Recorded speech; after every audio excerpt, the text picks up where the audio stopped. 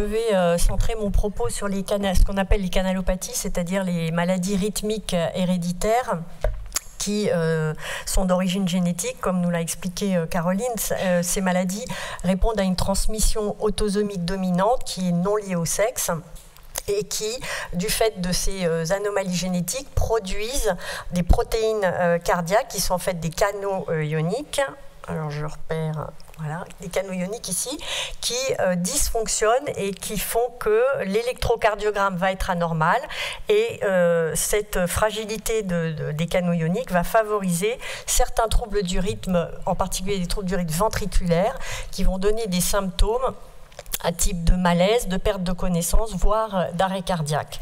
Les principales canalopathies et maladies rythmiques héréditaires sont le syndrome du QT long congénital, la tachycardie ventriculaire catécholergique, le syndrome de Brugada, le syndrome du QT court, le syndrome de repolarisation précoce. Il y en a un certain nombre. Je vais centrer mon propos sur le syndrome qui est le plus fréquent, le syndrome du QT long congénital, et vous dire un petit mot en dernier des tachycardies ventriculaires catécholergiques. Donc, le syndrome du QT long congénital, c'est une canalopathie, un dysfonctionnement d'un des canaux ioniques d'origine génétique. Il y a à peu près 16 gènes connus. La prévalence est de 1 sur 2500 naissances, donc on a affaire à une maladie rare.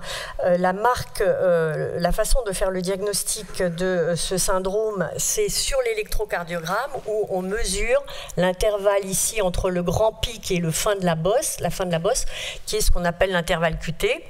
Et on a des normes. L'intervalle QT corrigé normal quand les protéines cardiaques ne sont pas dysfonctionnantes est de l'ordre de 440 millisecondes. Et dès qu'on dépasse cette norme, on a un signal d'alerte qui nous dit attention, on a peut-être affaire à un syndrome du QT long congénital. Cette anomalie est présente très souvent sur l'électrocardiogramme. Par contre, les complications rythmiques, les troubles du rythme ventriculaire, eux, sont beaucoup plus rares et surviennent dans certaines circonstances qu'on va voir. C'est une pathologie qui est principalement de présentation pédiatrique, puisque l'âge de la première syncope en moyenne est de 9 ans. Et si on prend des populations de syndrome du QT long congénital, la moitié des patients, plus de la moitié des patients, ont déjà eu un événement rythmique avant l'âge de 20 ans. Donc c'est vraiment une pathologie de l'enfant, et dont les facteurs déclenchants de complications, de troubles du rythme, sont liés principalement à des situations où le système adrénergique, où le stress, l'effort vont être en jeu, vont être impliqués et favoriser la survenue des troubles du rythme. Quand on a une suspicion de syndrome du QT long congénital, c'est-à-dire que l'électrocardiogramme n'est pas aussi caricatural que ce que je vous ai montré, il est très important de mettre en place un protocole de diagnostic qui va aussi loin que possible, parce qu'il ne faut pas faire de surdiagnostic de syndrome qui a des conséquences dans la vie que je vais vous montrer qui sont assez importantes, et d'un autre côté, il ne faut pas passer à côté de ce syndrome qui expose les patients à des risques de mort subite et de troubles du rythme ventriculaire grave. Donc en gros, on se sert d'un petit algorithme ici où, en fonction de la valeur du QT de repos, on classe les patients en certainement pas atteints, en certainement atteints, et dans la majorité des cas, on a un doute, mais on n'est pas sûr. Et dans ce cas-là, on fait des tests de sensibilisation, qui sont des tests assez faciles à faire. On fait des tests de stress. Par exemple, au cours de la consultation, on va poser des questions aux enfants pour les bousculer un petit peu, les chahuter. On va voir l'électrocardiogramme qui va se modifier. On fait des épreuves d'effort, pas pour déclencher des troubles du rythme, mais pour voir l'adaptation de la repolarisation ventriculaire de ce fameux intervalle QT en phase de récupération. Et on peut également faire des tests de sensibilisation avec l'adrénaline, où on va perfuser un produit qui va reproduire le stress et qui va éventuellement déclencher des troubles du rythme. À l'aide également de plusieurs paramètres électrocardiographiques et cliniques, on va établir un score pour lequel, à partir de 3 points, on pourra avoir un diagnostic à peu près de certitude. Ce score implique des paramètres électrocardiographiques, la notion de syncope et également la notion d'autres parents atteints d'apparenté du premier degré, puisque là encore, on est dans le cadre d'une maladie génétique et donc il y a forcément des parents, des apparentés qui vont présenter la même maladie ou qui ont déjà présenté des symptômes de cette maladie. Des tests génétiques vont également être proposés avec des dépistages positifs qui sont de l'ordre de 50%, c'est-à-dire que dans la moitié des cas environ, on aura au bout de 6 mois, 1 an, une réponse sur un des gènes connus du syndrome du QT long congénital qui va permettre d'identifier une mutation. Et sur les 16 gènes que l'on connaît, environ 90% pardon, des patients qui ont des anomalies génétiques dans le syndrome du QT long congénital sont concernés par principalement 2 types génétiques, la forme 1 et la forme 2. C'est important, pourquoi? Parce que dans la prise en charge, il va y avoir des petites particularités en fonction des anomalies génétiques. Donc le test génétique va permettre de confirmer, mais va également permettre d'approcher au mieux la prise en charge de ces patients. Pour ce qui est des accidents cardiaques et des complications de ce syndrome, la plupart des complications surviennent.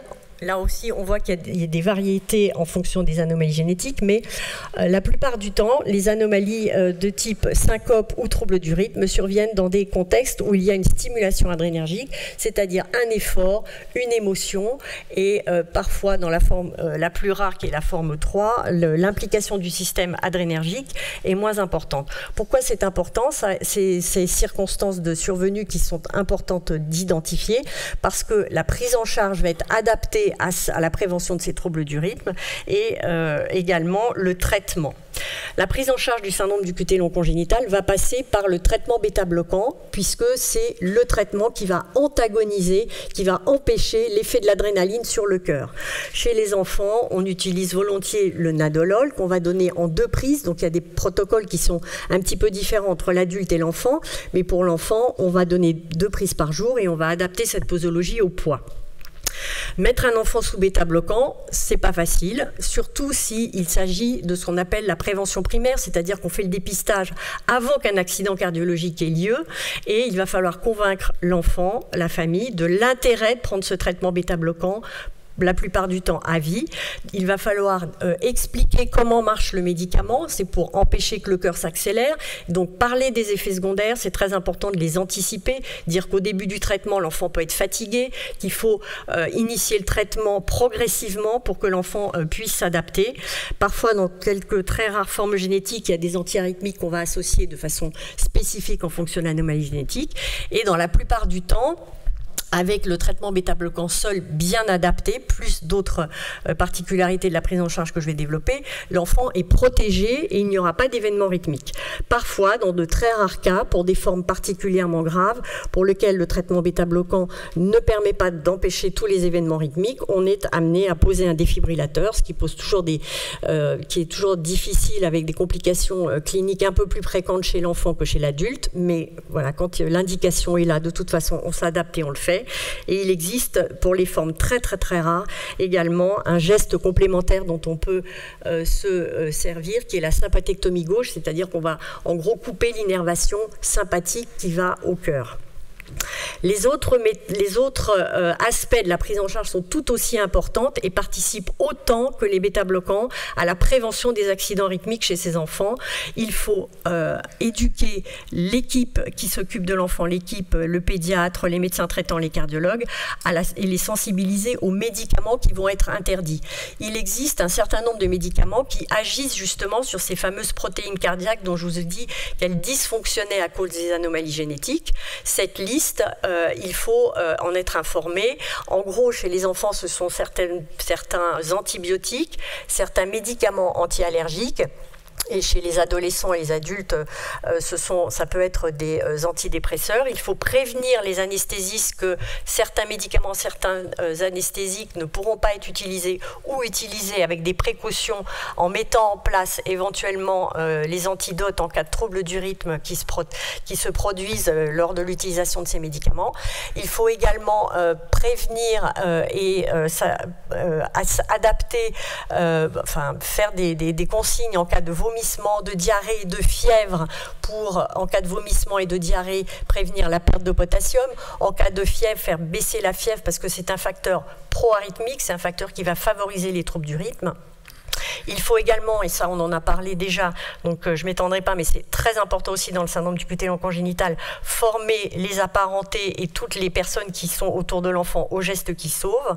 Une petite particularité aussi, c'est les stimulations sonores, c'est-à-dire les portables avec des stimulations, des sonneries très importantes, les sonneries quand on rentre chez les gens, etc. Il faut mettre des sons plus doux parce que les stimulations sonores stridentes peuvent être source de troubles du rythme ventriculaire. Et il faut également adapter le sport, car le sport peut être une source de troubles du rythme ventriculaire. Le sport, la restriction du sport fait partie du traitement, bien qu'on n'interdise pas la pratique sportive. La pratique du sport doit être encadrée. Pourquoi? Parce que si un enfant a fait une syncope à l'effort, il va avoir peur de refaire du sport, ou au contraire, à l'adolescence en particulier, il peut présenter un déni du risque, où il va vouloir transgresser l'interdit. Donc tout ceci est très important quand on parle de sport avec les enfants et les adolescents. Il faut bien leur expliquer pourquoi ils ne peuvent pas faire n'importe quel sport, dans quelles conditions ils peuvent faire du sport, et en particulier éviter pourquoi c'est dangereux, expliquer pourquoi c'est dangereux, expliquer pourquoi il faut absolument prendre son traitement bêta-bloquant, même si ça ralentit le cœur, et surtout si ça ralentit le cœur, et pourquoi il faut limiter les accélérations cardiaques. En pratique, les contre-indications totales sont exceptionnelles, en particulier dans le syndrome du cutéon congénital, et toute la consultation, quand on a ces patients en charge, ces enfants en charge, ça va être de trouver une activité sportive adaptée à ceux qu'ils ont envie de faire, adapté à la gravité de leur maladie également, de leurs symptômes, en leur expliquant qu'il faut éviter les accélérations de type fractionné. Il faut qu'ils apprennent à surveiller leur pulsation cardiaque de manière à ce qu'ils restent avec des fréquences cardiaques maximales inférieures à 150 par minute, et s'ils prennent bien leur traitement bêta-bloquant, normalement ils ne dépassent pas 150 par minute. Il faut également, en particulier quand ils font du sport avec des participations du sport collectif, expliquer à l'équipe dans laquelle ils sont intégrés quoi faire en cas de perte de connaissance, de ne pas forcer l'enfant, de lui donner une position, par exemple, dans un sport collectif où il n'est pas en première ligne. Il y a tout un tas d'adaptations qui est possible pour que ces enfants puissent pratiquer du sport dans des bonnes conditions. On dispose également de certificats médicaux d'inaptitude partielle que je vous encourage à aller chercher. Chaque académie a produit maintenant des certificats d'inaptitude partielle que l'on peut rencontrer, que l'on peut remplir avec un protocole spécifique par enfant. Et de plus en plus maintenant, les professeurs d'éducation physique sont sensibilisés à cette pratique sportive adaptée à l'enfant, et on peut vraiment faire du sur-mesure avec ces certificats et des lettres explicatives. Les sports de compétition restent contre-indiqués, sauf aux États-Unis, ou en Europe en tout cas, ils restent contre-indiqués. Aux États-Unis, ils sont un petit peu plus progressistes que nous, et ils ont mis en place des protocoles dans le cadre d'athlètes de compétition qui sont évalués dans des centres de référence et qui ont l'autorisation de pratiquer du sport de compétition dans des conditions bien particulières, mais qui ressemblent en gros ces conditions à celles qu'on recommande dans la pratique scolaire pour les enfants qui sont atteints de syndrome du cutéon congénital, et c'est des précautions de bon sens, c'est-à-dire qu'il faut que l'équipe soit prévenue, qu'il y ait un défibrillateur sur place, que en cas d'événement, tout soit préparé à l'avance, et moyennant quoi, aux États-Unis, la législation et les recommandations sont un petit peu plus larges qu'en France. Juste cette série qui est intéressante et qui est quand même encourageante pour ces enfants, une série de 100 patients qui a été publiée il n'y a pas très longtemps, il y a 4-5 ans, qui avaient tous un syndrome du cutéon congénital, qui était bien bêta-bloqué, dont on avait vérifié le bêta-blocage avec l'épreuve d'effort, et il y avait un certain nombre d'enfants qui faisaient du sport à l'école, d'autres qui faisaient du sport de loisirs, mais un petit peu poussé, et d'autres du sport de compétition, et il y a eu 0 accident pendant les périodes de sport si le contrat de prévention et d'adhérence au traitement était respecté. Donc je vais passer vite, voilà. Juste un tout petit mot pour un autre syndrome qui est beaucoup plus difficile à diagnostiquer, mais qui ressemble tout à fait au syndrome du cutéon congénital. En gros, c'est la même chose, ce sont des troubles du rythme ventriculaire chez des enfants à partir de l'âge de 10 ans, enfin en moyenne à l'âge de 10 ans, qui s'accompagnent souvent de convulsions. dans un contexte d'effort ou d'émotion. La difficulté, c'est que l'électrocardiogramme de base est normal.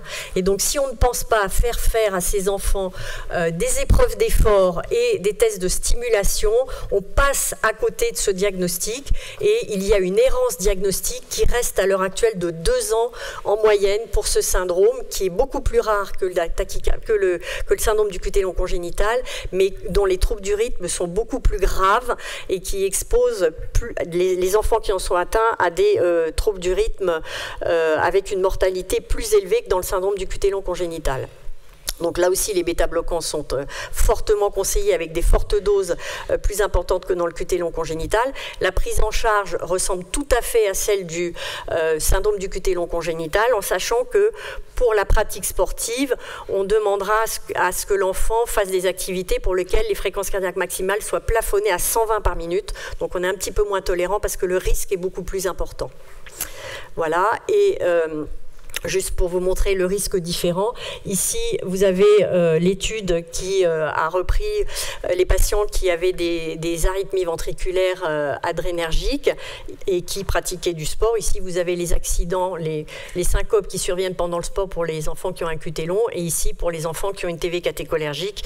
Et vous voyez que les incidences sont quand même beaucoup plus élevées dans la tachycardie ventriculaire catécholinergique.